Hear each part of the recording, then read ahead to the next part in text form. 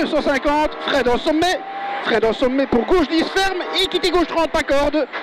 Le 44e rallye du Condro se déroulera ces 3, 4 et 5 novembre. Pour l'occasion, nous sommes partis à Huy à la rencontre de 2 passionnés de cette compétition automobile. Je m'appelle Jean-Frédéric Collignon, je suis né le 4 février 71, donc j'ai 46 ans. Je fais le rallye du Condro depuis 1989. Moi je m'appelle Stéphane Lambion, j'ai 48 ans et je fais le Condro depuis 1996. Ouais, je suis le pilote, il est le copilote. Pilote amateur, Jean-Frédéric possède son propre bolide de course dans son garage. Je vous présente notre voiture, une Mitsubishi Lancer Evo 9.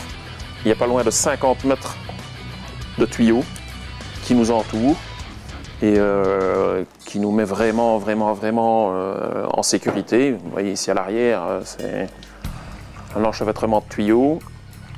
Ça, c'est vraiment le gros point qui nous différencie d'une voiture de tous les jours. On retire vraiment tout ce qui ne sert à rien, de un pour limiter le poids, puisque le poids est l'ennemi de la vitesse. Une voiture comme ceci, je vais dire, on est dans la fourchette des 45 000 €. Si Jean-Frédéric est au volant pendant la compétition, le rôle de Stéphane, son copilote, a aussi toute son importance. Le week-end avant le rallye, on fait des reconnaissances, on appelle ça. Donc on reçoit un bouquin d'organisation avec toutes les spéciales notées en schéma. Et à partir de là, nous on crée un parcours avec nos notes à nous, qui me sont dictées par mon pilote.